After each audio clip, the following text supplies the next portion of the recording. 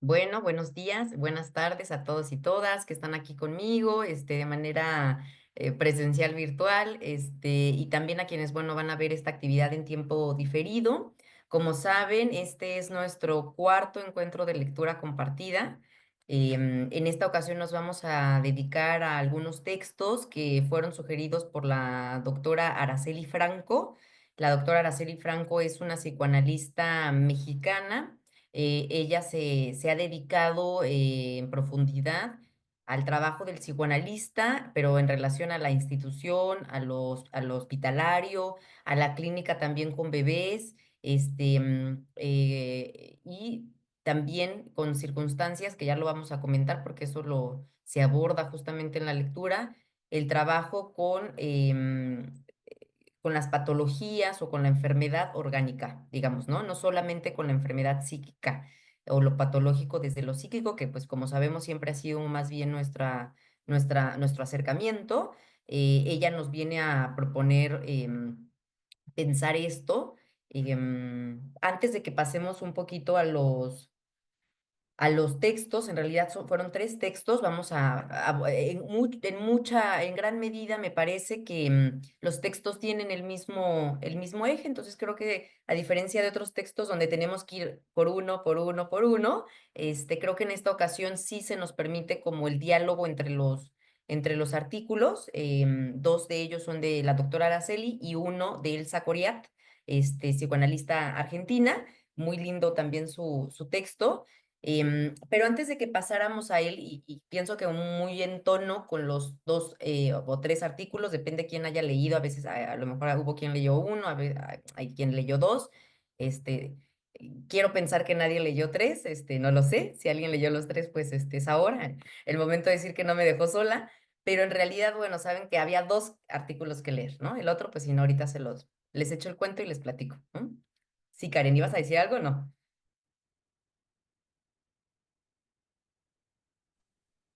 Leí los tres contigo. Bueno, y al menos somos dos que leímos los tres, los tres, artículos. Pero antes de que pasáramos a ellos, fíjense que a mí, y por eso digo que muy a tono con los artículos, yo me quedaba pensando que estamos empezando a llegar a la mitad de las jornadas, ¿no? Entonces creo que a un punto de mitad de las jornadas uno como que ya empieza a dar cuenta de cómo las jornadas le empiezan a atravesar. Creo que esa es la diferencia de a veces tomar solo como ciertos cursos y como cuando vamos teniendo un seguimiento un poco más largo, digamos, ¿no? Que en nuestro caso, pues va a ser de 6 meses, digamos, ¿no? Entonces un poco yo me planteaba esto porque sí, lo he de decir porque obviamente en las últimas semanas algunas cuestiones clínicas que he vivido en el consultorio, como saben también mañana tenemos un seminario presencial, entonces eso como que siempre pone un poco más, o sea, nos emociona más o sí nos conmueve, digamos, de alguna manera, ¿no? Entonces como que por eso estaba pensando un poquito en cómo personalmente me está atravesando las jornadas en esta ocasión y pensaba, les decía que muy a tono con la lectura porque creo que algo que me hacía no solo pensar el texto, sino sentir, o sea, preguntarme también cómo nos sentimos cuando sentimos atravesados por las historias que escuchamos, digamos, ¿no? Acá las analistas están hablando de cómo, qué se conmueve también en el analista, ¿no? Incluso llegan a decir, el analista también sufre, también hay dolor, no dice sufre, dice hay dolor. También del lado del analista, que recibe historias, por ejemplo, con diagnósticos que, pues no importa cuánto trabajo hagamos, el diagnóstico no va a cambiar, ¿no? Eh, Estamos hablando obviamente de síndrome de Down, ¿no? O sea, estamos hablando de circunstancias orgánicas y genéticas. Entonces hablaban de eso y yo pensaba, bueno, que por eso también tenía la impresión de que algo de las jornadas ha estado conmoviendo eso, digamos, ¿no? En todos los módulos hemos hablado de casos como un poco gravosos, ¿no? Hemos hablado de historias de bebés y las historias de las mamás de sus bebés, que son historias muy complejas y muy tristes. Hemos hablado también de la psicosis o del autismo. En el último encuentro de lectura estuvimos hablando sobre la psicosis y el autismo, que también son circunstancias gravosas que me parece que también conmueven mucho al analista, ¿no? Encontrarse con esas historias, pues uno no sale igual, ¿no? En algún momento de la facultad me acuerdo que decían haciendo alusión a un texto que, bueno, uno siempre sale, uno entra a la chimenea y uno siempre sale tiznado junto con el paciente, ¿no? O sea, no salimos puros tampoco, no salimos como entramos de un caso clínico, sobre todo cuando tiene circunstancias tan pues tan desfavorables también, porque hay que poderlo decir, ¿no? Recibir un chiquito con dos condiciones que se hablan al menos, acá se hablan de casos de hospitalización, o sea, de enfermedades, o sea, casos donde hay cáncer, donde hay leucemias, por ejemplo, o hay una enfermedad orgánica en los padres, pero quien está también, se está también acompañando a toda la familia, por ejemplo, ¿no? No solamente hay que pensarlo con los niños, se habló del síndrome de Down. Y Elsa Coriat habla de algo que me llamó muchísimo la atención, que son los no nacidos, ¿no? Que creo que también son circunstancias que son muy, que conmueven mucho al analista, ¿no? Esas ocasiones en donde no hay condiciones para la subjetividad y lo que se queda, pues son niños que luego, bueno, son adultos y luego son, no sé, adolescentes, que siempre quedan a manos de un otro que los maneja como títeres. Y que son los no nacidos subjetivamente, que creo que eso también son casos muy tristes para quienes los recibimos, ¿no? Atestiguar esos momentos donde no se ha posibilitado la subjetividad, pues bueno, entonces yo eso lo dejo ahí porque creo que mucho de eso estamos hablando a lo largo de las jornadas. ¿Alguien quiere comentar un poquito, pues, qué le movió el texto, ¿no? Si se sintieron cercanos o lejanos, digo, yo no atiendo trabajo en institución, o sea, en hospitalización, no sé si hay aquí quien analista si ha podido hacer esa labor, pero ¿qué les movió? ¿Qué pensaron? En general, obviamente, en términos muy generales del texto.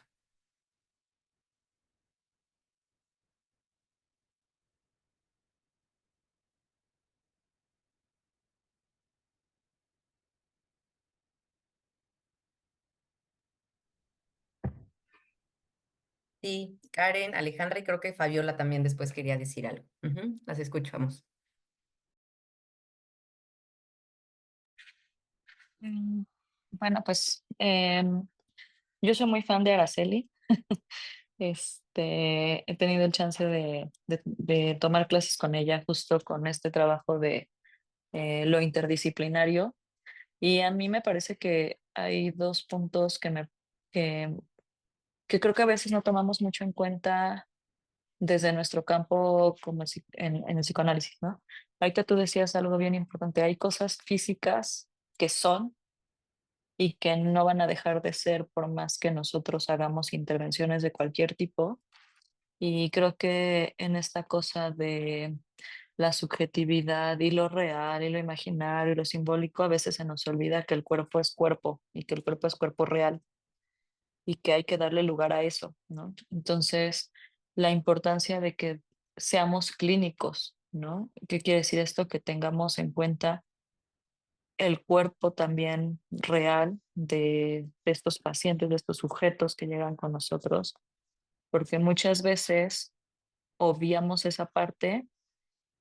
Yo pensaba en una paciente mía que estuvo, no sé, unos 2, 3 años conmigo cursando un tema depresivo y en algún punto se me ocurrió hacer una intervención del tipo, oye, ¿y alguna vez te has hecho un perfil tiroideo?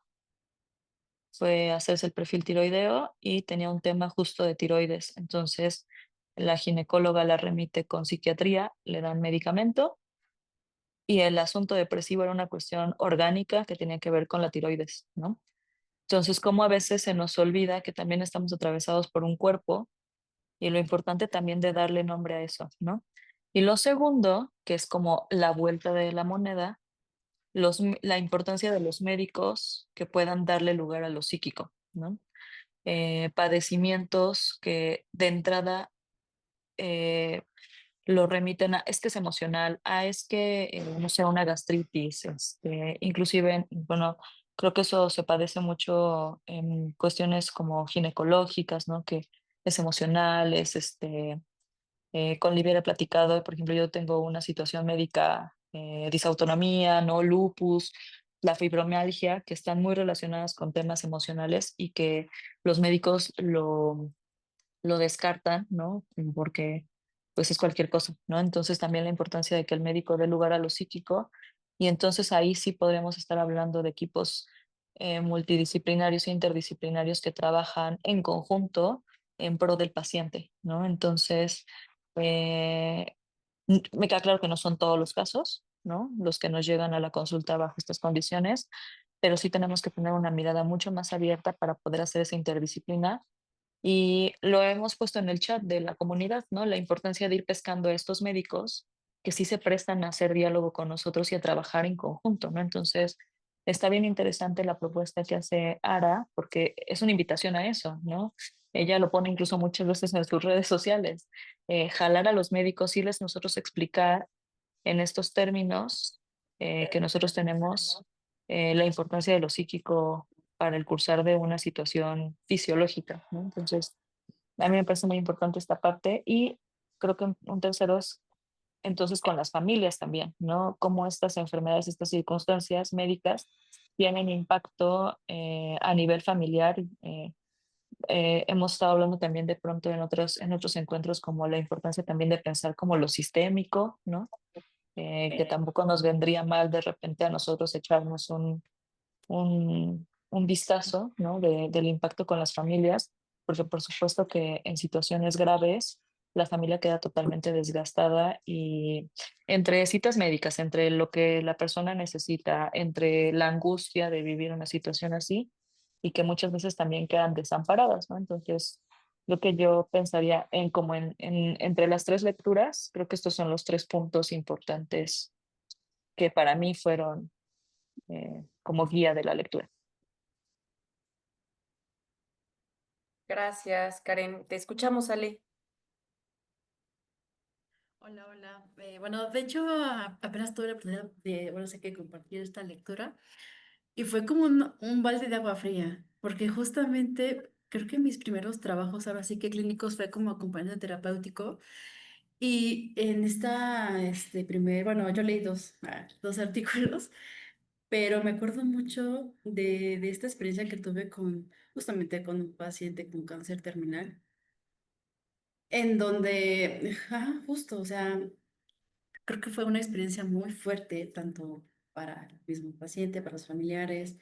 O sea, justamente era muy impresionante cómo tenía todo un equipo este señor, este, tanto para, igual, psicoanalista, el médico, bueno, el oncólogo, o sea, era muy impresionante como todo, pero justamente sí ver como las limitantes de cada uno, a quién le toca, o qué le toca hacer, ¿no?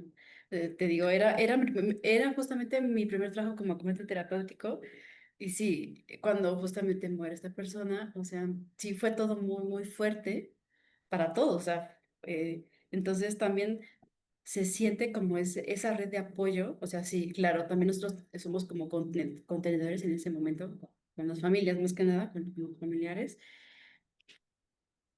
pero me acuerdo que había también como una tipo tanatóloga en ese entonces, que no sé si porque me veía muy chiquita en ese momento me decía, oye, dice, pero tú estás también en tu proceso terapéutico, ¿verdad? Digo, sí. ¿No? Yo no sé qué es lo que me pudo haber visto o todo. Digo, sí. Pero la verdad es que sí había días en que lo emocional estaba súper a flor de piel, ¿no? Y eso tiene que ver también con, no sé si es avance, pero con esta parte de justamente acompañar, porque yo siento que, bueno, hoy en día puedo decir que era justamente mi trabajo, era acompañar, porque no había algo así como para que él mejore, no.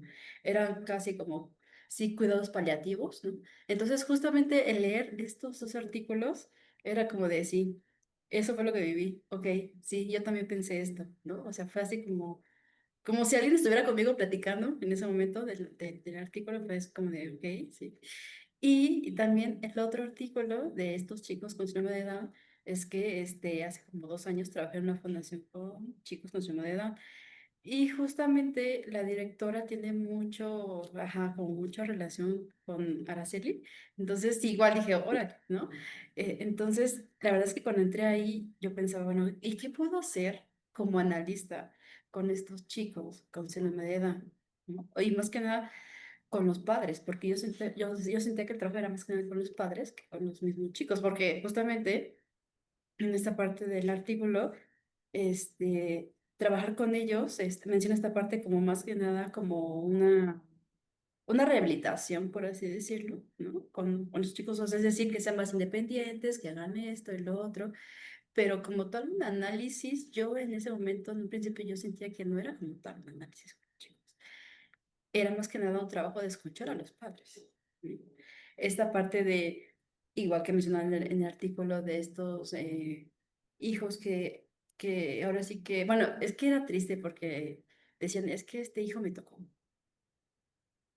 ¿no? Así como de, ok, o sea, y muchos de ellos decían, es que ya estamos muy cansados, es muy agotador física, mental, ¿no? Como dicen esta parte de ir con el médico, ir con esta fundación, ir con no sé qué, o sea, dicen que este es un trabajo muy, muy agotador, muy cansado y pues igual, ¿no? Entonces, este, sí, claro, era un trabajo muy enriquecedor por parte de los padres. Creo que ahí sí puedo decir que era un analista, Juanis, por la escucha, por lo que decían.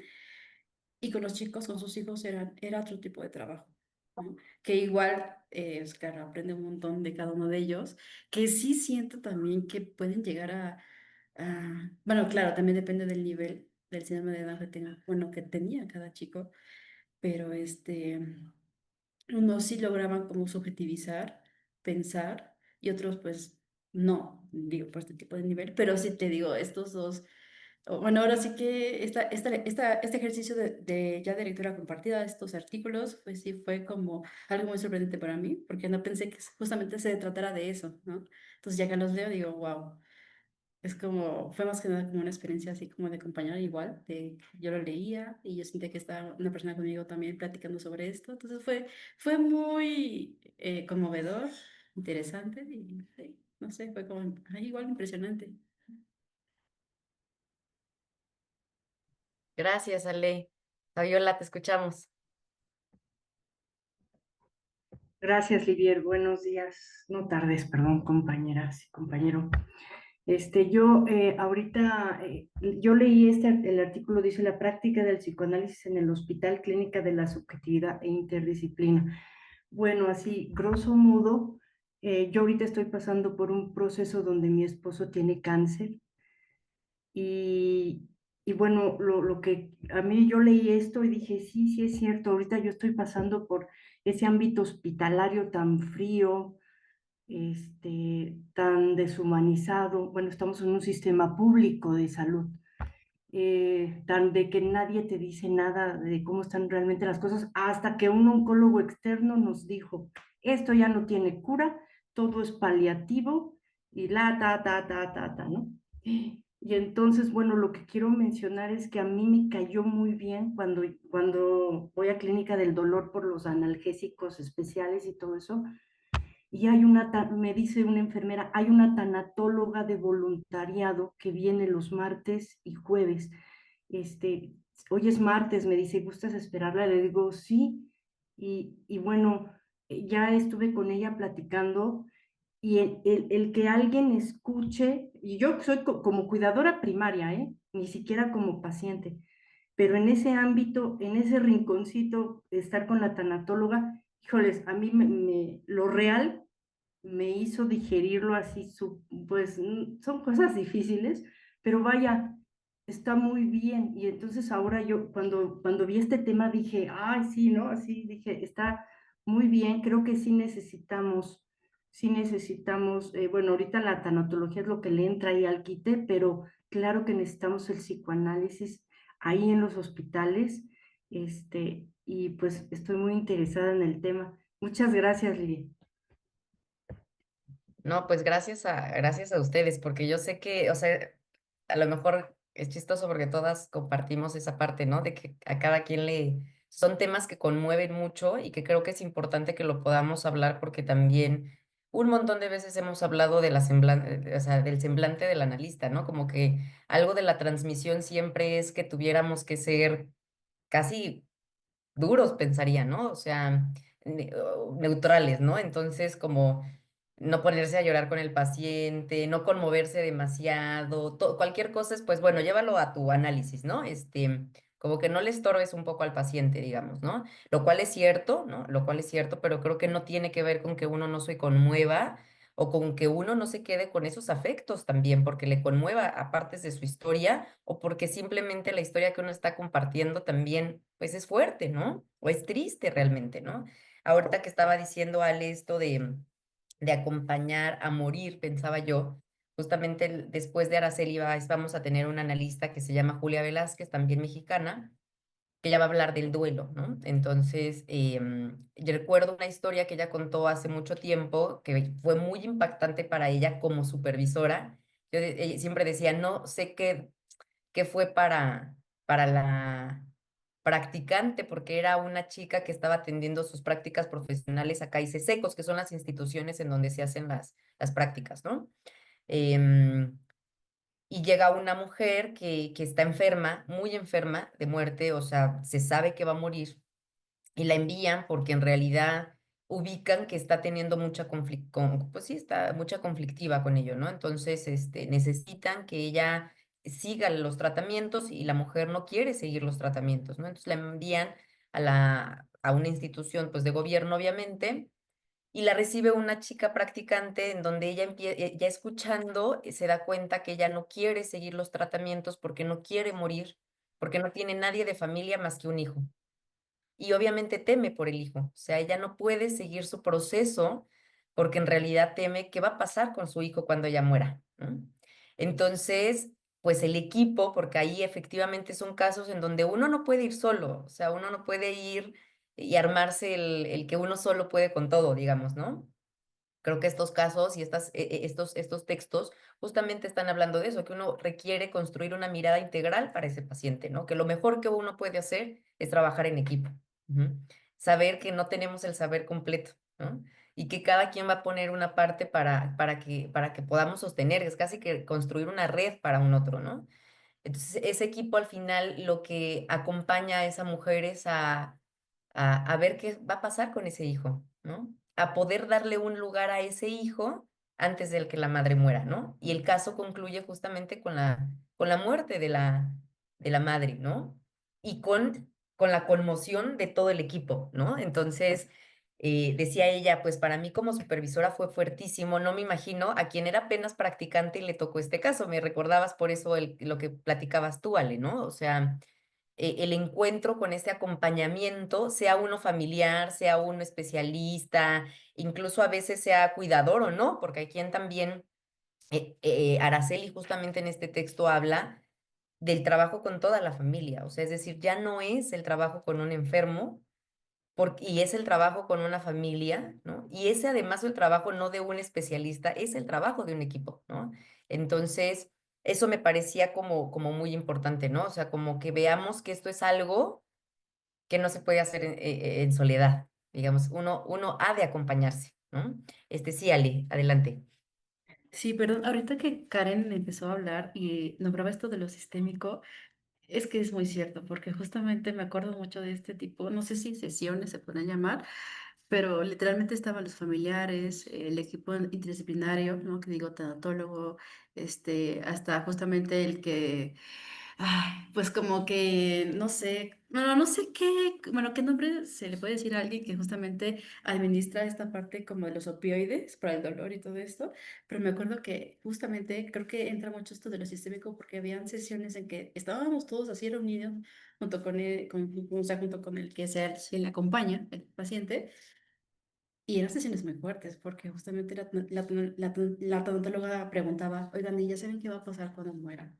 ¿Qué va a pasar con ustedes después? O sea, eran súper preguntas súper profundas.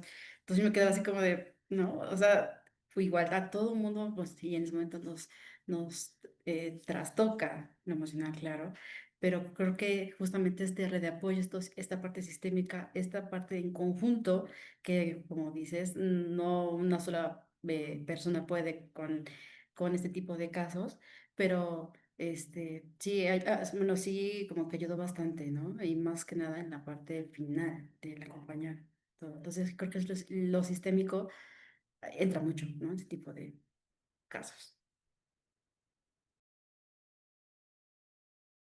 Sí, Karen.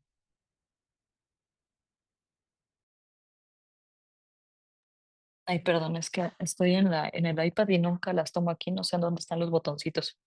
Justo en este sentido, mira, me hiciste pensar, y viene en el texto. Ara propone que el psicoanalista sea como la persona que funge como coordinador como de todas las áreas médicas que están interviniendo de pronto en los casos, ¿no? Y pensaba también porque de pronto, cuando son pequeñitos, ahorita que estamos hablando como de infancias pequeñas con algún tipo de complejidad, están tan atravesados por los médicos, ¿no? Uno está viendo lo gástrico, uno está viendo la parte neuronal, uno está viendo como la parte cardiológica, el cirujano, etcétera, y difícilmente entre ellos hablan a veces como para articular un tratamiento, ¿no? O ya después de que están de la parte médica, pensaba en pequeñitos que tienen terapia de lenguaje, terapia sensoriomotriz, tienen aparte cuestión pedagógica y también cada quien está trabajando por su lado y la importancia de ahí de alguien que articule, porque el cuerpo al final no funciona por separado, ¿no? Funciona todo en conjunto, inclusive con la parte psíquica, con la parte familiar, y ahí es donde entramos nosotros, que en este caso, esta persona que comentas, ¿no, Ale? Fungió un poco como eso. ¿Cómo le vamos a hacer para que funcione todo en conjunto, ¿no? Y que entonces no sean tratamientos como aislados y que todo esté concentrado al final, pues como es una persona, ¿no? O sea, una persona no está solo por la parte gástrica por allá y la parte del lenguaje por acá, ¿no? Entonces, en ese sentido, la propuesta que hace Ara en las tres lecturas es, que también me parece que es un lugar muy complejo, ¿no? Si nosotros tenemos que entrar como a articular a todos los que están interviniendo en ese pequeñito, ¿no? Y aparte articular con la angustia de los padres que están sosteniendo ese pequeñito y la angustia del propio pequeñito de encontrar un lugar en el mundo, ¿no? Un lugar en la historia, un lugar em, en el decir, ¿no? Y bueno, y no estamos, ahorita todavía no estamos pensando, por ejemplo, en las escuelas que los reciben, porque también ese es otro volado, ¿no? O sea, al final, la propuesta me parece es en los equipos multidisciplinarios, em, que alguien se pueda hacer cargo y acompañar toda la intervención que está teniendo estos chicuelos en el cuerpo, porque aparte de la situación médica que puedan estar atravesando, están atravesados por un montón de discursos, de intervenciones, de dispositivos, ¿no? Y al final terminan por no, por disgregarse.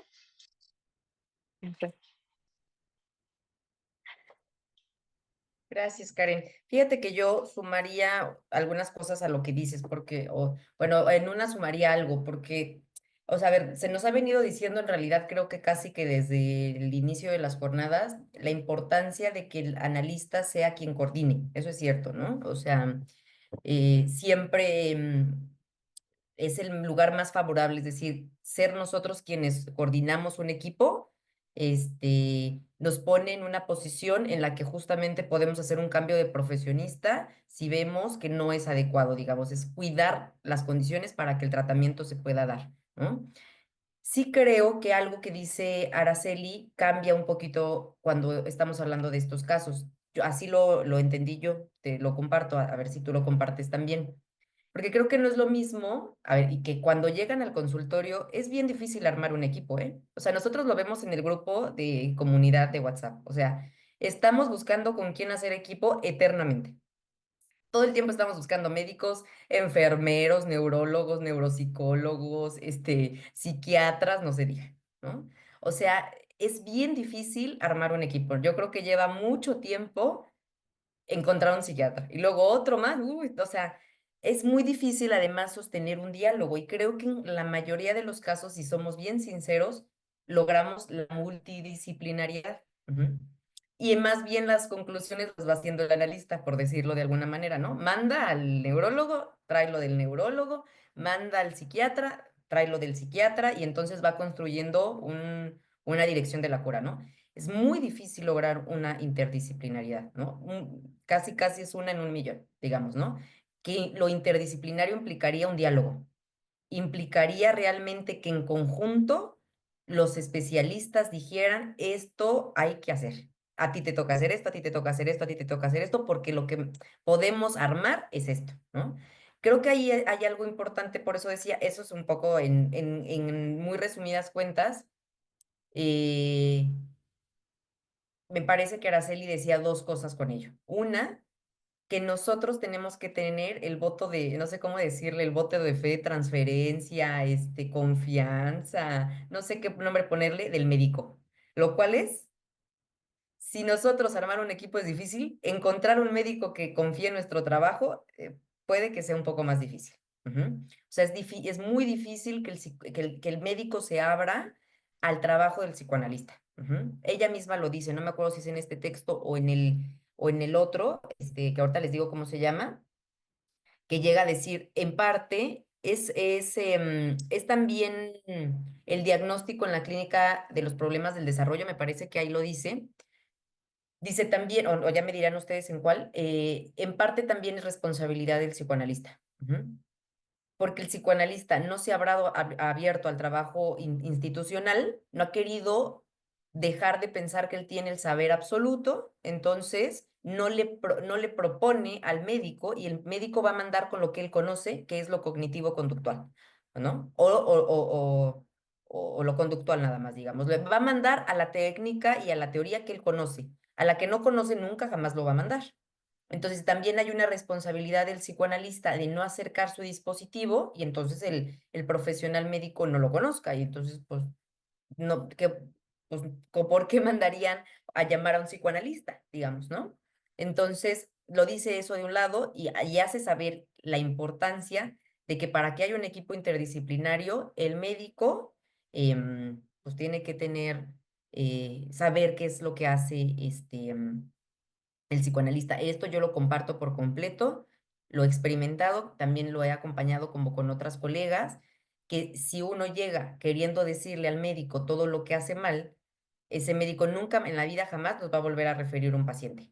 Ujú. O sea, uno sí tiene que acercarse, incluso hasta con deseo de saber, a ver qué es eso que haces, cómo lo haces, por qué lo haces, esta medicación, por qué efectos produce. O sea, creo que nos puede poner en un lugar muy distinto también la manera en que nosotros nos acercamos al profesional de la salud. Otra es que dice, tiene que ser un analista, y esto aquí es donde luego la tuerca, no, la tuerca, la puerca, retuerce el rabo, que es, tiene que ser un analista capaz de sostener la falta, capaz de darse cuenta como un ser castrado. Si no hay eso, no hay posibilidad ni de lo multidisciplinario ni de lo interdisciplinario, ni siquiera de lo multidisciplinario, porque eso va a ser un analista que se va a pelear con todo otro profesional, ¿no? Porque solo desde el psicoanálisis se va a poder trabajar, porque yo tengo la verdad de las cosas, porque yo sé lo que te pasa y tú solo eres un sujeto del inconsciente. Ujú. Que eso es lo que ya dijo Karen. Es un psicoanalista que negara incluso que lo orgánico tiene un lugar en lo que le está pasando, en sus fantasías, en sus miedos, bueno, ¿no? Entonces, bien, dice, y lo dice varias veces, y creo que hasta Elsa Corea también por ahí lo dice, ¿no? O sea, a ver, tiene que ser un profesional que hasta llegue y diga, ¿qué es eso que está pasando ahí? O sea, ¿qué es el síndrome de Down? ¿Qué es ese cromosoma? O sea, que pueda realmente decir no todo lo que le pasa al paciente y yo no puedo hacer todo por él. Ujú. Yo podré hacer una parte eh, o podré coordinar, digamos, esa mirada integral, pero nada más. Entonces, eso digo, es difícil, es difícil. Hay una parte nos enseñan, me parece que en la formación casi, casi que somos la panacea, ¿no? O sea, y pues no. Sobre todo estos casos nos dejan ver que no. Perdón, Karen, no sé quién iba a decir, Karen, Ale, ¿algo? Ale, sí. Sí, sí, sí, sí, justamente esto que mencionas también estaba yo, bueno, ya después de que pasó un tiempo, también lo pensaba. Primero, esta parte de los hospitales, tanto públicos como privados. Fabi en un principio algo mencionaba, ¿no? Esta parte esta parte, bueno, no sé si es el seguro o esta parte pública, pero creo que también tiene mucho que ver, no sé, pero me daba esta impresión de que, no sé, pero en lo público creo que no está tanto de peso esta parte como el trabajo interdisciplinario. Bueno, al menos yo no lo he visto así tan arraigado como en los hospitales privados. Siento que están como más, pues no sé si más sensibles o están un poco más capacitados o tienen más el recurso justamente para este tipo de trabajos que son como más amplios y que cuestan mucho dinero. Por esta parte que estaba yo ahora sí que implicada con este paciente, ¿no? Pero también creo que algo que ahorita estaba yo pensando es que creo que para poder hacer este tipo de trabajos, sí, el analista como que, no sé, como que debe de asumir su falta o hasta dónde puede trabajar, porque claro, llega un momento en que queremos de, no, no, es que queremos que esté mejor el paciente en este momento, que así como de, ¿cómo va a estar con estos dolores o cualquier tipo de enfermedad orgánica ya avanzada? Es como de, no, o sea, también es como asumir, ¿no? Esta parte de hasta dónde puedo llegar, hasta dónde no, ¿no? Pero también algo que ahorita me surgió y lo estoy analizando, es que creo que esta parte de la sensibilidad del analista es como lo que es como lo que tiene que estar en ese momento súper presente, o sea, justamente ahí no ser como los rígidos, los que no, casi casi no demuestran sus emociones en todo. O sea, creo que esta parte humana con quienes trabajan con ese tipo de familias, niños, todo, creo que también es lo que justamente necesitan los padres, necesitan las familias, o sea, que justamente no se topen con gente que no sienta, ¿no? Sino creo que esta parte de la empatía, transferencia, o no sé, esta parte como compartida, creo que también funciona mucho, ¿no? Entonces, sí es un trabajo que siento que, no, al menos yo como primeriza, es como de, uy, creo que no, no cualquiera lo podría hacer cuando es como su primer trabajo, no sé, es muy complejo, pero ya ahorita que yo te digo, ya pasó un tiempo, años, como 4 años, ¿no? Es como de, ah, caray, o sea, sí, ya como que lo veo más allá, pero después de que ya pasó todo este momento. Gracias, Ale. Karen, ¿querías decir algo? No sé si sí o si no, porque vi las manitas y ya no supe quién fue. No, ¿verdad? Ok. Sí, yo voy a pasar a dos cosas en torno al texto de Elsa Coriat, que no sé si pudieron leer el texto de una psicoanalista en París. Me pareció fenomenal, me gustó mucho el texto, mucho, mucho, mucho, mucho el texto. Es casi como literario, pensaba, ¿no? O sea, es como un testimonio, creo que un testimonio con tintes teóricos, pero me pareció muy lindo, y me parece que ella propone dos cosas uf, que yo dije que entran tanto para la cuestión de la enfermedad física, orgánica, este, mm, como para cualquier caso en realidad, ¿no? Porque lo primero que planteaba ella es, ay, casi, casi que quisiera leerlo porque lo dice más bonito ella, pero habla sobre el hecho de cuánto, es que uno luego en el psicoanálisis es muy bueno para, pues como para juzgar, digamos, otras ciencias, ¿no? O para criticar un poco el trabajo que hacen otros, lo cual es criticable, ¿no? Sí hacen muchas cosas que son criticables, pero nosotros también, digamos, ¿no? Y una de las cosas que ella planteaba es cuánto, y es que es algo tan obvio que uno, no sé por qué no lo considera, ¿no? Uno siempre se pone, estudiamos un montón la constitución subjetiva en torno al cuerpo, pero un montón. O sea, sí por las anorexias, las bulimias, y por la psicosis, o sea, por muchas especificidades clínicas, estudiamos mucho la constitución, el cuerpo, voy a decirlo así, ¿no? Ya no digo la constitución, el cuerpo en sí, ¿no?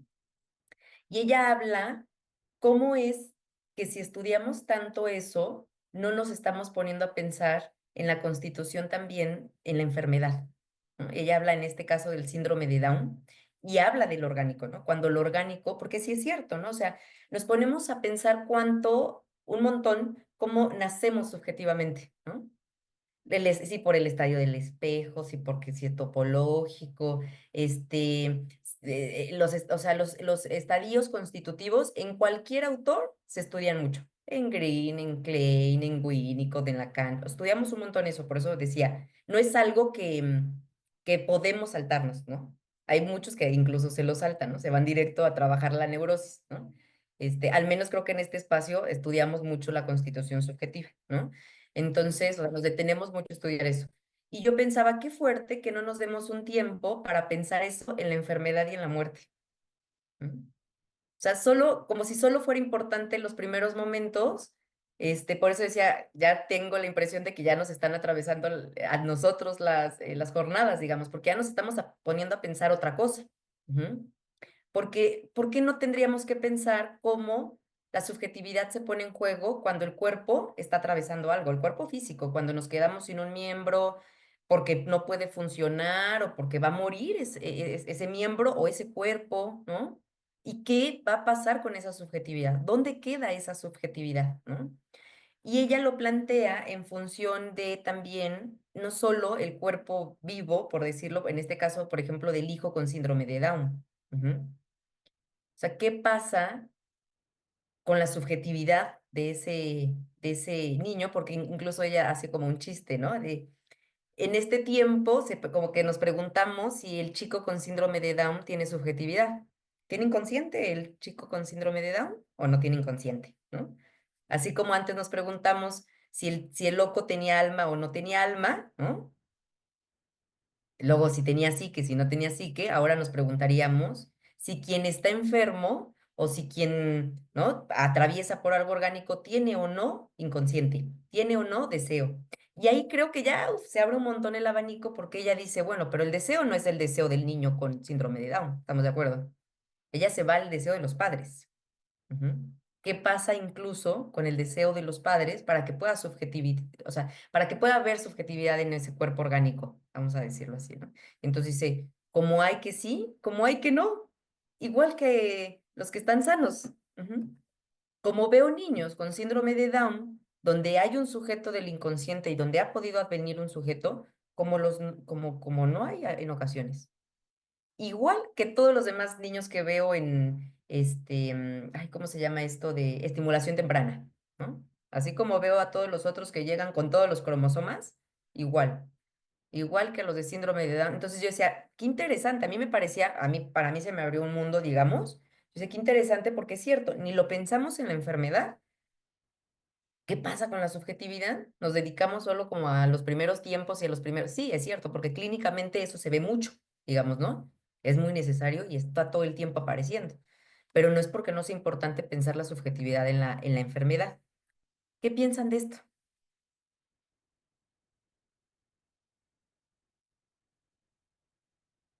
¿Lo que se les ocurre?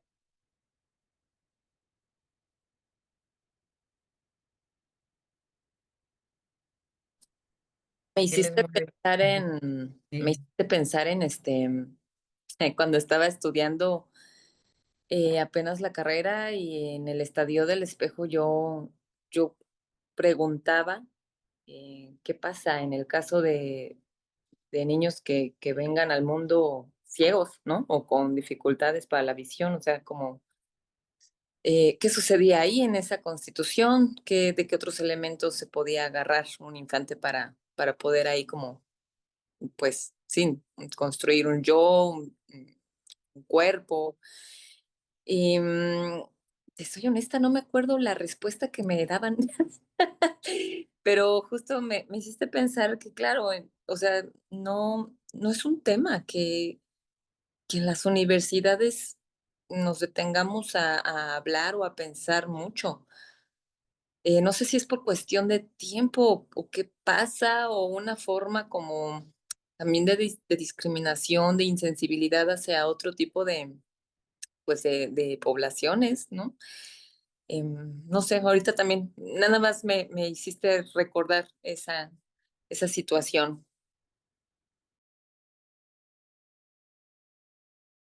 Gracias, Paula. Sí, Ana, te escuchamos. Hola, ¿qué tal? Un gusto verlos.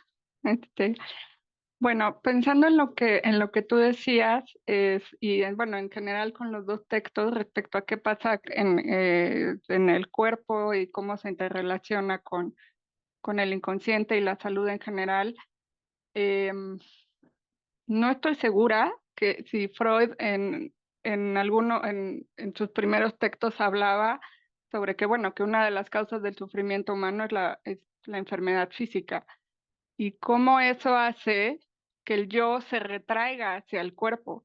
O sea, como que tiene que, pues, catexizarlo, o sea, llenarlo de energía de energía psíquica, como para que el cuerpo se pueda, pues, recuperar, ¿no?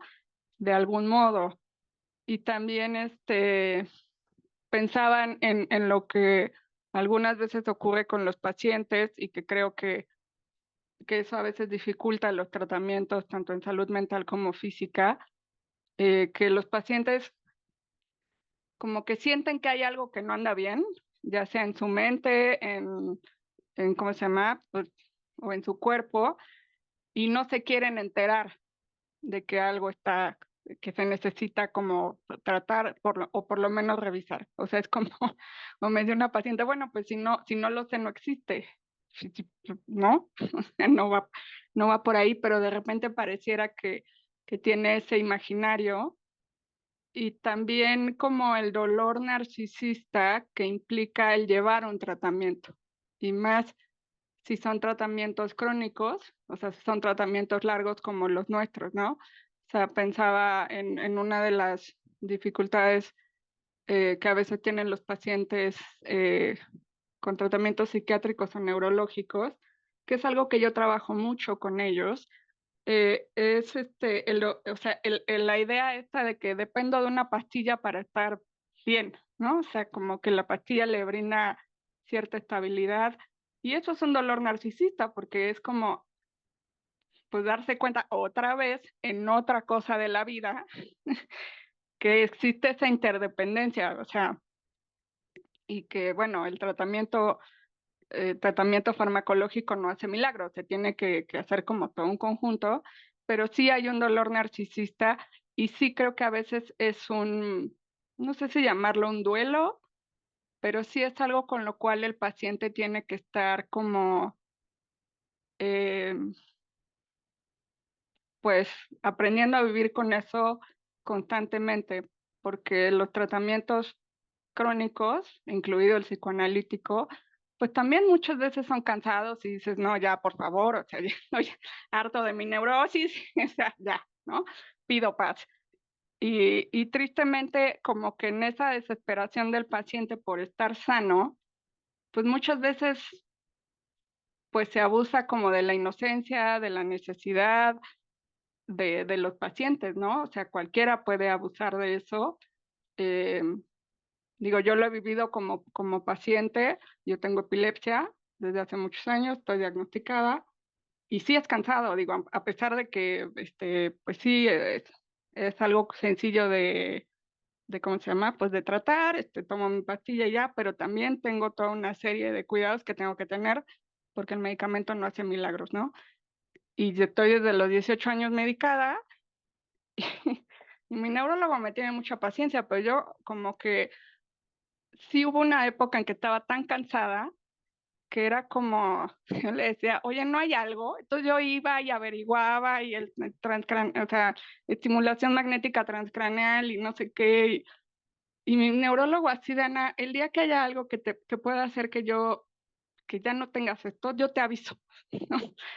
Pero, pero me queda claro que y si lo hablaba con él, ¿no? Mucha gente llega, abandona los tratamientos porque les ofrecen algo mágico que obviamente no funciona y pues se ponen en riesgo, ¿no? Y desgraciadamente después hay cosas que se complican, pero pensaba en eso, ¿no? O sea, y digo, si a mí me dieran a escoger, por supuesto que preferiría no tenerla, porque implica toda una serie de cosas, ¿no?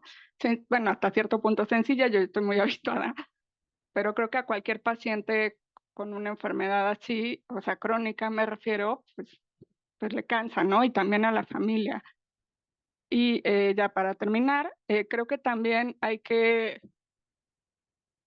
saber cómo respetar el espacio del otro profesional, ¿no? O sea, como, bueno, el diagnóstico médico es creo que sí es importante, digo, ahora con internet es mucho más fácil averiguar las cosas físicas que tienen los pacientes, las enfermedades que han padecido, sus familiares, como para ir entendiendo qué es lo que le implica, porque muchas veces nos vamos, como decías hace rato, nos gana el narcisismo asqueroso, como yo digo, y pensamos que únicamente va pues por lo subjetivo, por lo mental, así como los médicos pueden irse con la finta de que nada más es algo físico, cuando hay todo un correlato. O sea, el, el impacto que la enfermedad tiene en la mente, pues ahí está, ¿no? Porque el paciente tiene que vivir con eso y pues hay que aprender como también a cuidar y a respetar esa parte del paciente y también a respetar la parte médica. Yo a veces veo algunos colegas que sí, bueno, cuestiono el hecho de que les digan, bueno, pues esto es netamente psicológico y es psicosomático y como no es tan importante que lleves el tratamiento médico. Varias veces lo he escuchado, cosa que me parece muy irresponsable, porque no es nuestra chamba. O sea, quien decide si lleva el tratamiento médico o no es el médico tratante, no nosotros. A menos de que se ponga en riesgo la vida del paciente. Pero yo he visto casos donde no amerita, porque no es nuestro campo, el que le digan eso al paciente y lo hacen. Y yo, pero si te lo autorizó el médico tratante, no, porque es psicosomático. ¿Y qué? El paciente tiene que curarse físicamente y después tú analizarás todo lo que quieras, pero son cosas que van de la mano, ¿no? Entonces, y pues ya, creo que hay que tener cuidado con esa parte. Gracias. No, gracias a ti, Ana, porque pues sí, efectivamente das mucho en el clavo, o sea, de muchas cosas, ¿no? Que estamos abordando. Yo hoy te escuchaba y pensaría, ay, cómo me encantaría que hubiera aquí un psicoanalista que atienda, por ejemplo, Alzheimer, ¿no? O sea, que nos pueda compartir la experiencia clínica que va pasando con la subjetividad cuando sí hay un acompañamiento de ambas cosas, ¿no? O sea, estaría genial, pero bueno, para eso va a estar Araceli, para decirnos eso, para respondernos eso. Em, pero bueno, también pensaba esto que decías del dolor narcisista, de llevar un tratamiento con enfermedad, ¿no? Decías, y a mí me hacías pensar algo que también creo que es importante, que ya ni siquiera importa a veces tanto si es un caso con enfermedad o sin enfermedad. O sea, creo que es muy importante que el psicoanalista sepa decir ya. Ajá. Cuando decías, o sea, hay mucho abuso al paciente, creo que también puede entrar ese abuso al paciente cuando un analista tiene 15 años con un paciente que sigue exactamente en el mismo lugar y no dice ya. Ujú. Se acabó, digamos, el tratamiento. Tengo que hacer algo para mover, incluso a veces hasta concluir que ahí también entra lo mágico, digamos, ¿no? Tratamientos mágicos también están desde nuestro costado, donde todo con psicoanálisis se va a curar, digamos, ¿no? Con mucho tiempo, pero se va a curar. O sea, creo que también hay un dolor narcisista de decir hasta dónde puede hacer uno con un paciente, digamos, ¿no? Ya sea por el momento de formación que uno tiene, por lo que le pasa a ese paciente, porque requiere algo interdisciplinario, por un montón de consideraciones que hay que tomar, ¿no? Y yo creía que algo que nos puede dejar esto que estamos dialogando es la diferencia entre tomar un tratamiento y tomar a un paciente. Ujú. A veces creo que pensamos que tenemos pacientes y a veces no tenemos pacientes, tenemos tratamientos. Y un tratamiento involucra mandar al médico cuando se tiene que mandar, ver qué se está haciendo desde lo neurológico, desde lo pienso, por ejemplo, con niños cuando los mandas a terapia del lenguaje o al fonólogo o tienes una consulta con los abuelos. En mi caso, por ejemplo, últimamente he estado recibiendo nanas, ¿no? O niñeras, pues, o sea, bueno, no niñeras, pero quien estaba en casa cuidando porque nunca hubo papás, ¿no? Entonces, pues hay que mandar llamar a quien realmente cuidó al niño o a la niña o al adolescente, ¿no? Que involucra justamente, no es un paciente, es un tratamiento. Tomarlo como con mayor profundidad. Cada caso es un tratamiento que hay que acompañar, hay que dirigir, hay que estar ahí, ¿no? Creo que eso me hacías pensar que hay que considerar, ¿no? O sea, no solo recibimos pacientes, también hacemos tratamientos, digamos, ¿no? Construimos. Y luego está por acá Mariano, nos dice, buenas tardes a todos. Interesante el punto de discusión. Quienes hemos comenzado nuestra formación en el ámbito hospitalario, sabemos del desafío que implica nuestro aporte desde el psicoanálisis en las instituciones y en las patologías atravesadas por el discurso médico. Sin embargo, la formación que se recibe es bien interesante, ya que nos instala un lugar en el saber, ya que nos instala un lugar en el saber, es a construir con múltiples discursos a considerar, sobre todo en las patologías en las cuales el cuerpo está implicado. Pues sí, Mariano, estaría muy lindo que nos puedas compartir cómo fue, ¿no? Cómo fue tu experiencia en el ámbito hospitalario, ¿no? En el trabajo que se hacía en equipo, ¿no? en cómo se construía ese saber entre todos los discursos, ¿no? Cómo lograban construir eso, ¿no? Y digo, no solo con la enfermedad, sino todos los que están trabajando en lo institucional, ¿no? Como, si se logra o no se logra a veces construir un saber pues entre todos. Supongo que a veces se logrará y a veces no. ¿Quisieras decir algo más, o no? Tú nos dices, si no puedes abrir el micrófono, igual nos lo puedes Sí. escribir, Mariano. Sí, te escuchamos. Hola, ¿qué tal? Buenas tardes a todos y a todas. Bueno, un poco complicado acá, por eso no abro la cámara, estoy en el consultorio, pero en verdad tiene que ver un poco con cómo se aborda digamos, el tratamiento de la patología en el campo, digamos, hospitalario, cuando entiendo que estoy hablando de Argentina, que es donde yo me formé y desde donde les hablo. Pero es muy similar a lo que vengo escuchando, porque en verdad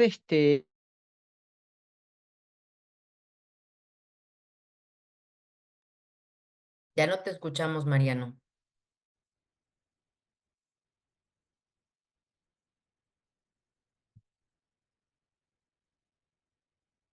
en Ahí los está, ya servicios te de salud volvimos. mental, Si nos lo puedes repetir un poquito, Mariano, el último sí, minutito nada más. Ujú.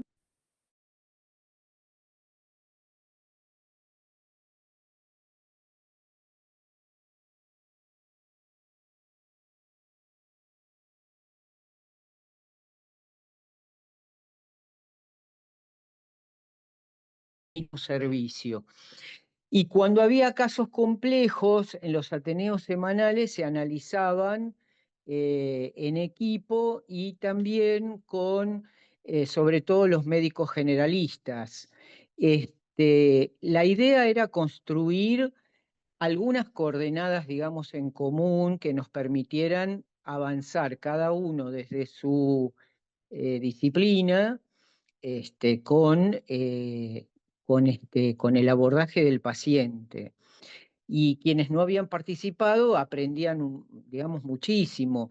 En este sentido, me parece que desde el punto de vista de lo que uno recibe como formación, es muy interesante porque sobre todo cuando luego vamos al campo del consultorio privado, donde recibimos yo ya no estoy más en el ámbito hospitalario, estoy en el campo privado, pero bueno, hay cuestiones que uno empieza ya a dilucidar, donde a lo mejor hay cuestiones que hay que hacer una derivación, hay que hacer una interconsulta, hay que consultar con el psiquiatra, hay que consultar con un neumonólogo, hay que consultar con un generalista.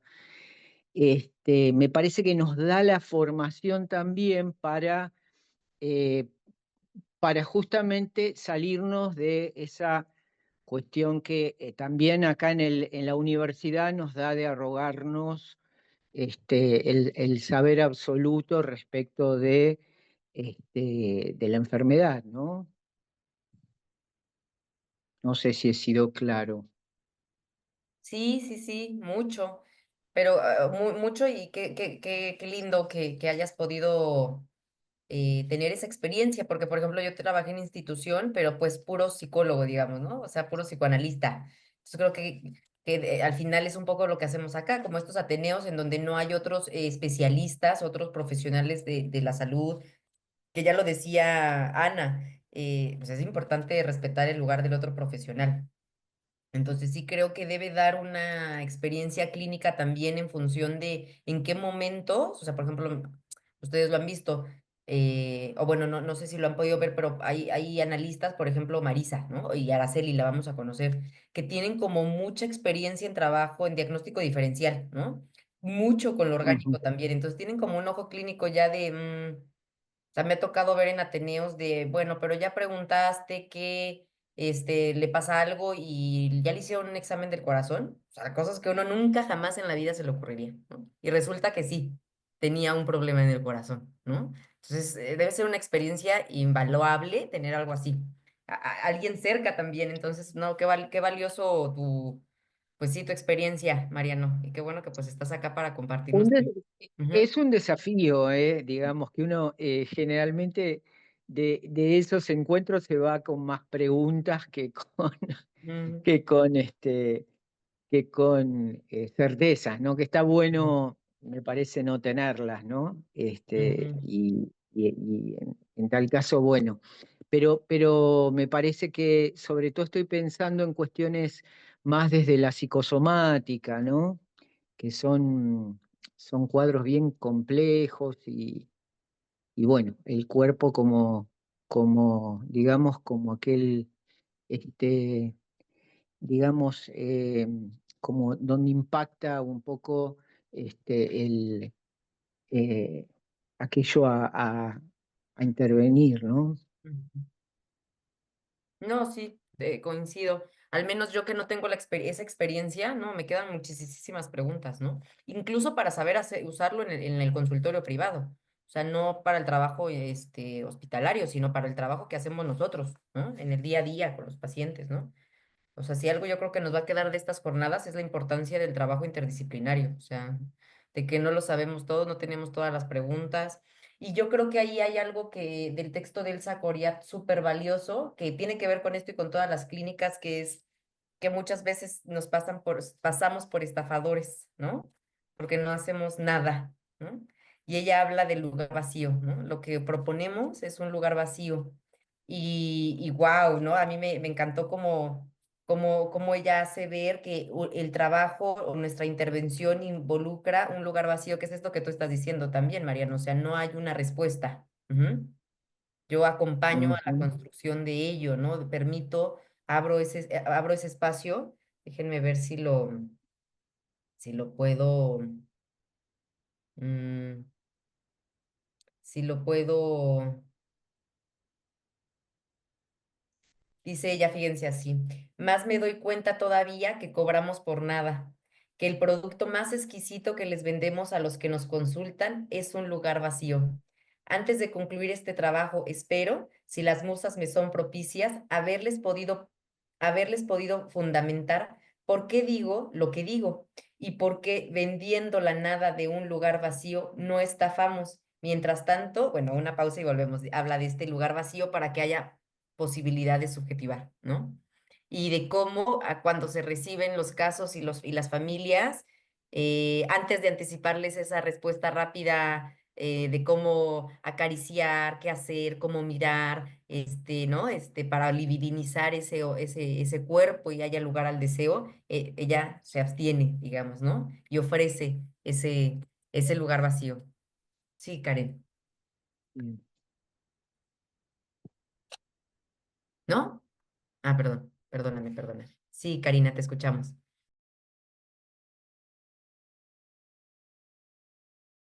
Hola, buenas tardes. Este, bueno, a lo largo pues de lo que he ido escuchando, pues me surgió también como el deseo de compartir parte de experiencia, pero también pues las reflexiones, ¿no? Hace 3 años estuve pues dentro del espacio hospitalario. Posteriormente trabajé dentro de un anexo y actualmente soy maestra monitora, maestra sombra, que es como, puede ser como acompañante de algún niño o niña que tenga algún diagnóstico dentro del ámbito académico, ¿no? Entonces, pues creo que fuera de hablar de un hospital, pues justo como ya lo estuvieron mencionando, se habla de una institución. Entonces, también bueno, recordé un texto que se llama Acompañamiento Terapéutico Clínica de las Fronteras, que igual si gustan se los puedo compartir por el grupo, ajá, en donde, bueno, creo que es como un em, conjunto de textos, o sea, elaboraciones que diferentes acompañantes estuvieron realizando en diversos espacios, o sea, eran como asilos, con niños, etcétera. Y ahí se van compartiendo cosas, incluso también desde lo teatral, o sea, cómo se utiliza esta parte del teatro dentro de un dispositivo y cómo crear esos dispositivos. Y creo que viene como muy ad hoc, o sea, sí se vincula muy bien con lo que se está compartiendo. Em, porque considero que es más que el psicoanalista o el analista, su función es más como de un acompañante, justo como lo estuvieron compartiendo, pero pues se abre la pregunta de qué tipo de acompañante y creo que remite muy bien a esta parte del lugar vacío, que es entonces saber qué compañía o qué acompañamiento es el que necesita el sujeto, ¿no? Y desde ahí, pues, a aperturar muchísimo a esta parte de la singularidad y del deseo de ese otro, ¿no? Porque creo que lo que llega a pasar en cualquier institución es que em, se acercan a estas personas, pero desde una noción de paciente-enfermedad, no como un sujeto, ¿no? Entonces, esta parte de lo multidisciplinario, este llega a ser como muy importante el escucharlo como con mucha calma, ¿no? Y sin como intención como de invadir al otro o de cuestionar la práctica del otro, ¿no? Para poder justamente como que ahí hacer un huequito y que en ese huequito se pueda aperturar bueno, pero vamos a ver a esta persona como eso, como un sujeto, no como una enfermedad o un diagnóstico. Este, por otro lado, pues, bueno, creo que esto lo había comentado Olivier, que era sobre acercarse con el deseo de saber o de conocer sobre esas otras disciplinas, que también creo que es muy bueno que podamos como acercarnos un poco a esas cuestiones, ¿no? Leer un poco o no sé, como tener una idea un poco general, entre comillas, de qué es de lo que se está hablando o con qué se está trabajando, pues justamente, justo también como eso, ¿no? Como para una dirección de cura. Este, y bueno, porque justo dentro en el espacio hospitalario, creo que es como muy importante el tener como ese ojo para poder escuchar incluso también si esto se está hablando de algo que es orgánico o incluso pues toda esta parte de los diagnósticos, ¿no? Pero también fuera de eso, pues considerar la parte subjetiva y no nada más del paciente, ¿no? Sino también de las familias que están acompañando a. Y considerar también mucho pues las condiciones, el contexto en el que se está trabajando, porque creo que dependiendo de los espacios, por ejemplo, no recuerdo quién lo comentaba sobre la diferencia entre los espacios públicos y los espacios privados. Pero sí, justamente, pues en los espacios públicos creo que hay muchas más limitantes que en los privados. Entonces, pues es también considerar lo que no se va a poder hacer por más que se desee hacer, ¿no? O que veas ahí como una posibilidad, pues creo que a pesar de van a existir esas limitantes. Que también pienso que hay que tener como mucho la creatividad, ¿no? O sea, la creatividad de, entonces ahí, ¿qué otra cosa se pudiera hacer si no es contando con algún recurso, pues no sé, algún médico o cualquier otra especialidad? Este, y pues sí, bueno, justo esto lo pensaba más por el espacio en el que estoy actualmente, que es en una escuela, en un colegio. Y esta parte de lo multidisciplinar, creo que remito mucho a eso porque sí es algo muy, muy importante, que es muy difícil que ser como escuchados, ¿no?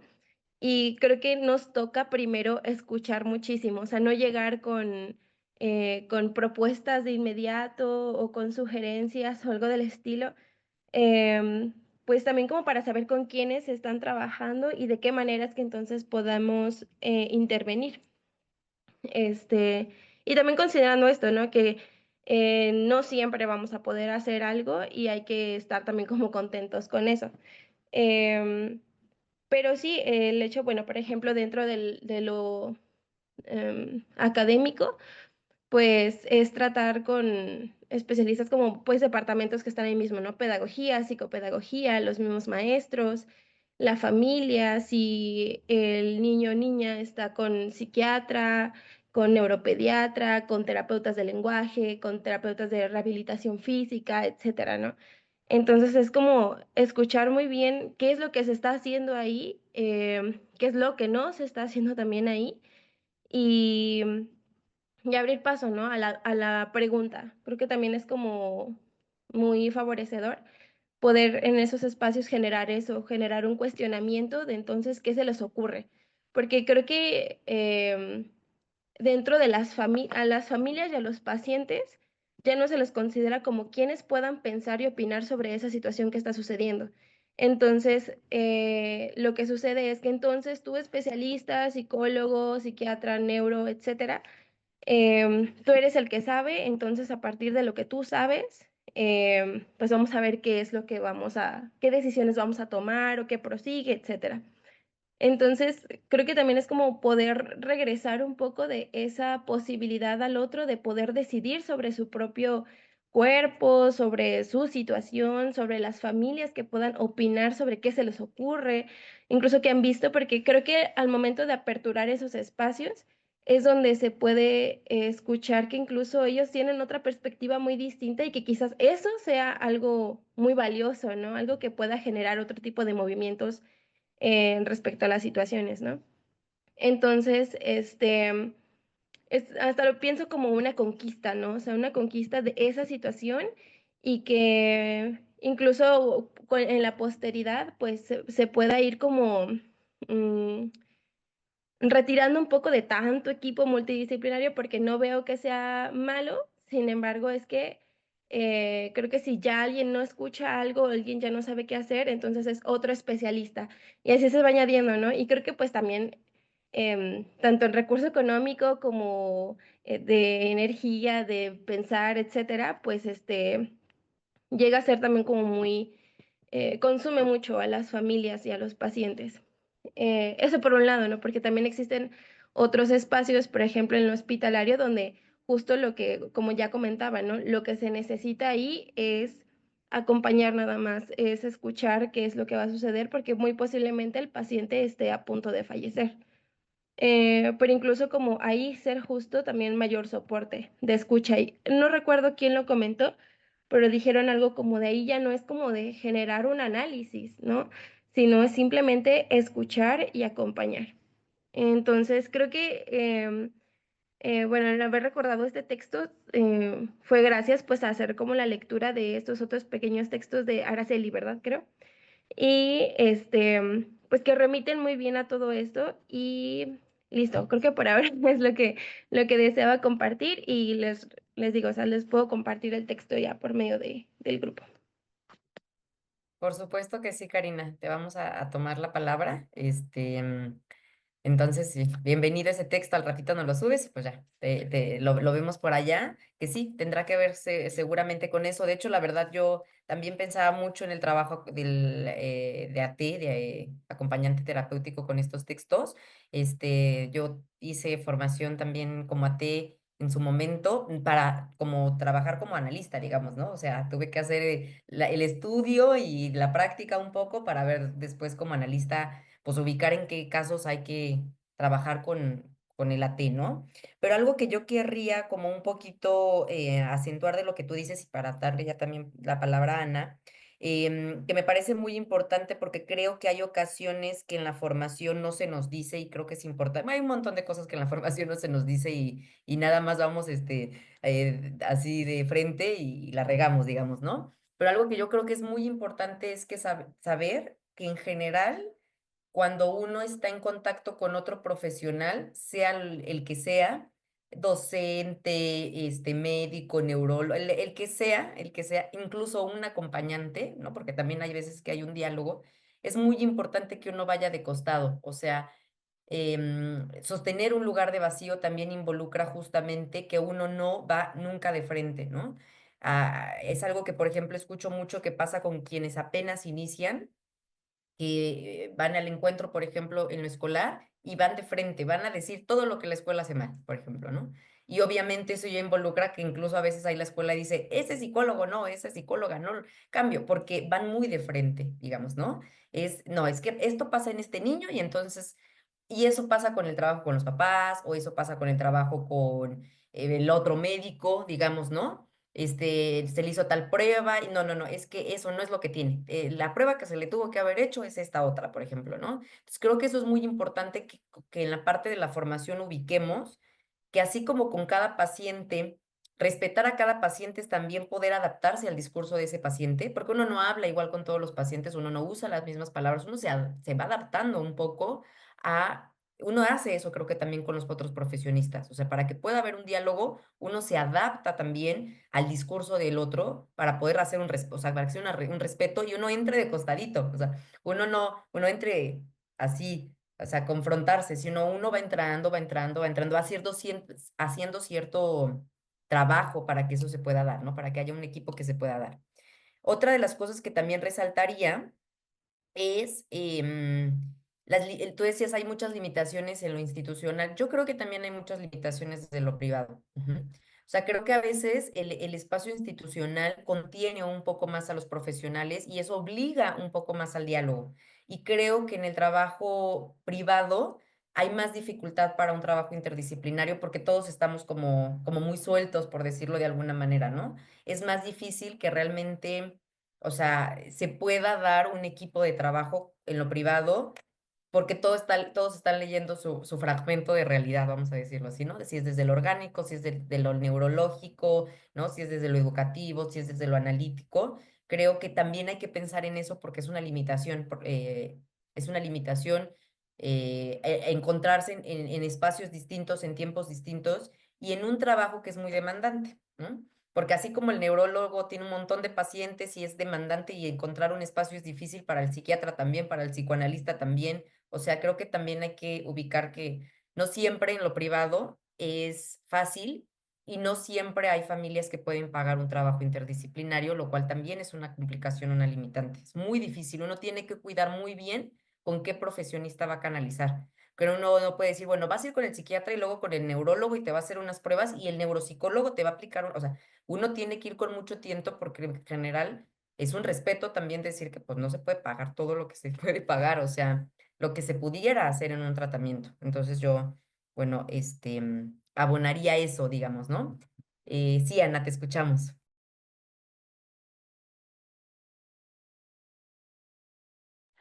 Sí, pensando un poco en Livier, en lo que decías hace rato de cómo, no me acuerdo si era la doctora Marisa o la otra persona, de que a veces como que están tan como sensibles a ciertas, o sea, está como interdisciplinario que dicen, bueno, y ya le checaron el corazón, cosas así.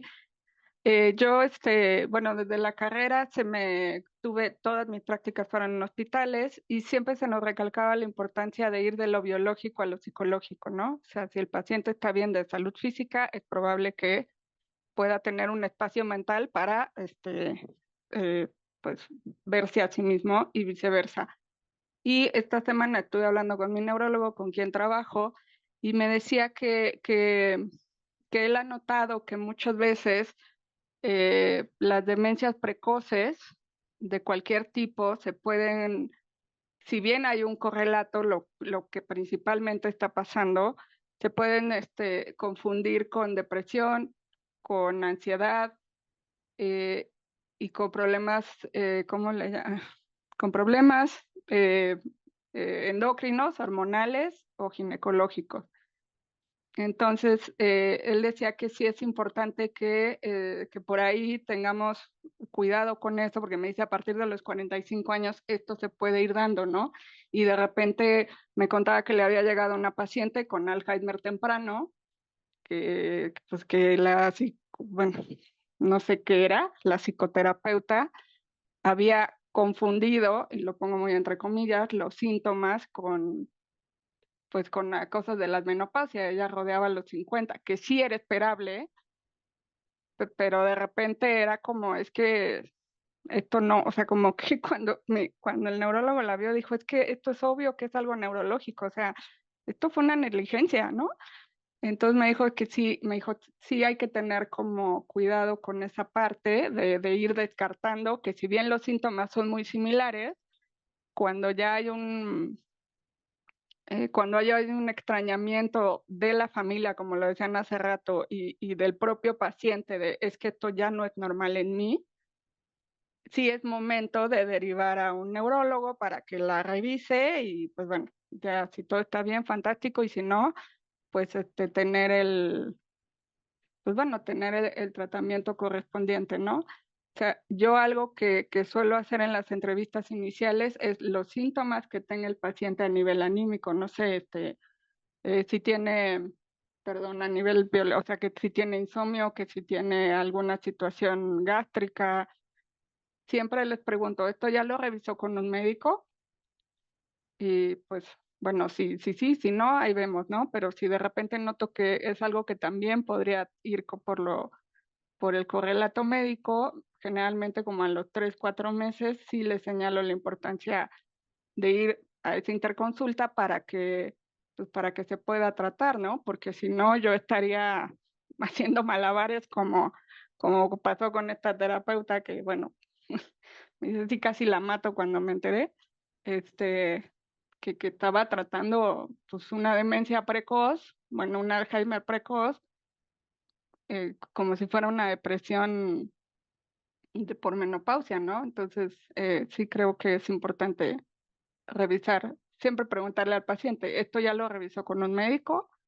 Para ver si no hay cosas que van de la mano. Incluso algunos psiquiatras, bueno, con el que trabajo me decía, hay veces que si tengo una depresión o una ansiedad persistente durante más de 6 meses, que no responde bien al tratamiento, lo tengo que mandar con un endocrinólogo para que le hagan un perfil hormonal y ver si no tiene hipotiroidismo, porque los síntomas son muy similares, o si no tiene anemia.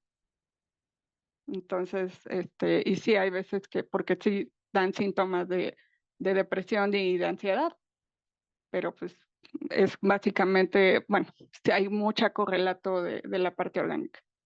Entonces, pues, nada más eso. Gracias.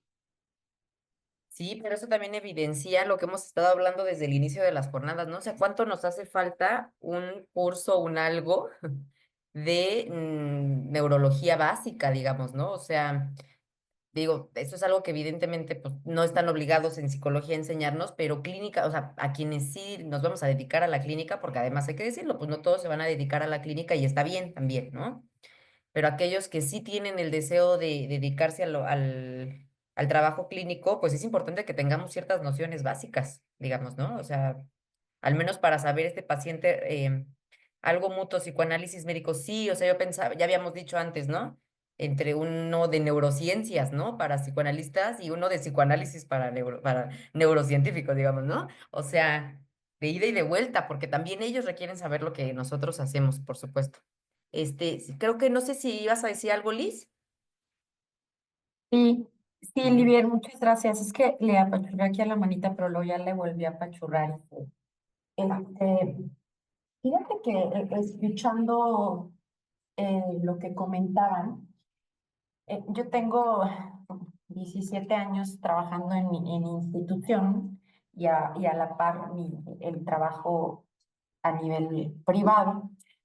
Y yo de pronto decía, bueno, creo que a veces partimos mucho de los ideales de trabajar en una institución. Claro que la institución, como comentabas, contiene, como profesionales de la salud, de pronto sí es un espacio que dices, bueno, no estoy tan sola, aunque también te expones a otras cosas que son muy desgastantes. Pero la experiencia que yo he tenido trabajando en institución gubernamental, este, es que se desacredita mucho el pensar o los aportes desde el psicoanálisis en la institución. Por ejemplo, el trabajo que yo hago, un requisito al inicio fue que yo tenía que hacer una especialidad en cognitivo-conductual. Afortunadamente nos la dieron en la UNAM, lo cual dije, bueno, pues creo que es un referente importante para tomar la especialidad. Y entonces de pronto pensaba que sí es una realidad que de pronto hay espacios institucionales en donde no hay cabida para el discurso del psicoanálisis, para una intervención, para un pensar desde el psicoanálisis. Es anulado, hay aversión, hay como de, ay, sí, 2 años en tratamiento, y entonces, o 5 años, o sea, como esas cosas que de pronto creo que se hablan desde el desconocimiento, pero yo le decía a mi psicoanalista, al final, Creo que también tiene mucho que ver el discurso de los psicoanalistas, esto que comentaba en el mensajito, o el discurso de los psicoanalistas cuando también plantean el psicoanálisis de una forma muy ortodoxa, que no da cabida a la interdisciplina. Y creo que la situación real, los padecimientos reales nos están rebasando y no podemos solos. No podemos solos y creo que en ese sentido sí tiene, yo de lo que he escuchado en las jornadas y lo que he podido leer, de pronto digo, es que no hay otra más que abrirse a la interdisciplina y entrarle nosotros también a otros discursos, incluso dentro de la parte de la psicología del psicoanálisis, tenemos que entrar a otros saberes porque también lo que recibimos en la institución, en los consultorios, vienen de otros discursos, vienen de otros lados y que de pronto uno dice, bueno, a ver, necesito saber esto que comentaban, que es lo más frecuente ahora, la cuestión de síntomas de ansiedad y depresión con antecedentes la tiroides, ¿no?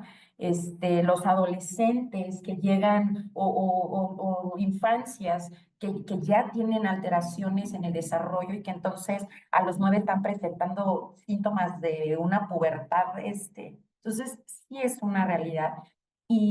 Pero yo en lo personal sí ha habido momentos en los que me he sentido como muy frustrada porque al final la escucha cuando se tiene una formación como esta es bien complicado no hacerle caso cuando se están otras situaciones de por medio. Entonces, pero creo que esto nos da pauta para abrir esto que comentaban, si el psicoanálisis a las neurociencias, a la medicina, todo esto. Y fíjense que pensaba en esto que proponías, Livier, como algún curso, alguna capacitación. Está la Facultad de Neurociencias acá en Juriquilla.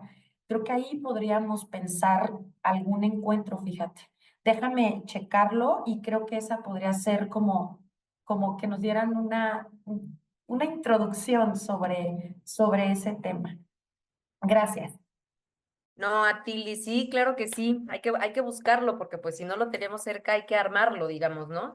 Yo, o sea, coincido contigo, lo hemos hablado hace varias jornadas y no dejamos de hablar un poco de la importancia de que nosotros como psicoanalistas nos posicionemos de otra manera, que hagamos entendible ya ni siquiera para otros el psicoanálisis, incluso hasta para nosotros, o sea en algún otro momento con Karen justamente hablábamos de eso, ¿no? De este psicoanálisis que Ana ya hasta tiene chiste, ¿verdad, Ana?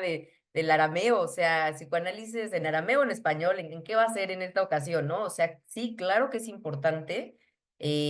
También no ser este psicoanalista casi que sale con pipa y que, no, ni siquiera es cordial con el paciente. Por ahí hay Elsa Coriado, no me acuerdo quién fue de las dos la que dijo, o sea, la clínica empieza dándole la mano al paciente, que no es literalmente, es poder ser amable incluso con el paciente, ¿no? Ser alguien que dice buenos días, buenas tardes, adelante, pase, ¿no? Porque hay psicoanalistas que ni eso, ¿eh? No lo digo por otra cosa, sino porque hay analistas que llega y siéntate y habla y mínima intervención.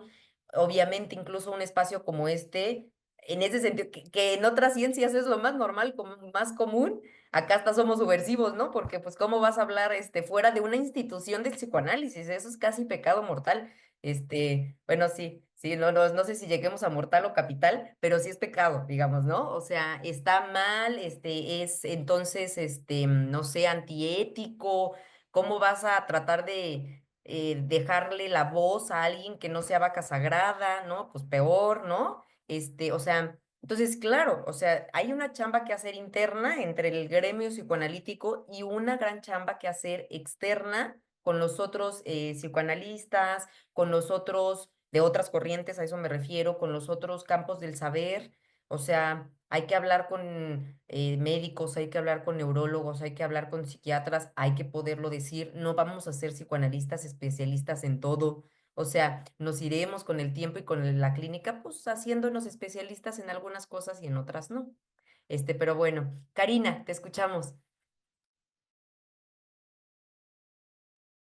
Sí, creo que, bueno, me encantó mucho lo que estuvo comentando Lisbeth, porque también como que llegaba como a ese punto, ¿no? Sobre, pues, esto que ya, pues, sabemos, ¿no? Que es como el triple freudiano, ¿no? Que, pues, bueno, tenemos la teoría, que es importante no soltarla, es muy importante, pero sabemos, pues, que en la clínica, en la práctica, no se va con la teoría siempre, o sea, no vas pensando en la teoría, que hay otras cosas diferentes que surgen y que incluso cosas que nunca has leído, ¿no? Entonces, creo que también pues parte de la misma supervisión y del propio análisis, pero no solamente esos dos espacios, ¿no? Sino también justo esto lo menciono que también lo comentó Lisbeth, tener otros espacios donde se pueda hablar sobre eso que se genera o que nos genera estar dentro de las instituciones o también en el ámbito privado, ¿no? em, Tener colegas cercanos con los que podamos hablar sobre esto, pero no nada más como dentro de esta misma disciplina, ¿no? O sea, bueno, de esto de psicoanálisis, sino más bien el tener otras miradas u otras escuchas que sean colegas de otras disciplinas para justo esto que mencionan, ¿no? Entrar a otro tipo de discursos y saber que pues lo que nosotros estamos pensando no es un absoluto, no es nada más eso lo que se puede pensar o eso que está pasando con el sujeto, con el paciente, con quien sea, ¿no? Sino que hay otras miradas, otras cosas que pueden estar aconteciendo y que nosotros vamos a tener como esos puntos ciegos, ¿no? Lo pienso, y que otros nos pueden como acompañar también dentro de esto para, para generar otro pensar. Porque estaba leyendo un libro, se me fue el nombre. Es de Maud Manoni, es de la pasión se me fue el nombre. Era de Maud Manoni, pero era como de la pasión de algo a la locura del saber, una cosa del estilo. Donde pues ella justo también como mencionaba la importancia de esos espacios donde se puede hablar hasta de la supervisión y del análisis, porque a lo mejor no estamos de acuerdo totalmente con lo que se compartió en ese espacio o algo también nos movió de eso en que estuvimos como elaborando en conjunto, pero pues también como que se piensa que está como prohibido eso, ¿no? No puedes hablar de tu análisis ni de tu supervisión fuera de ese espacio, pero creo que también como tener esos espacios de contención con otros colegas para poder hablar y poder pues como ser más éticos, ¿no? Dentro de la misma práctica.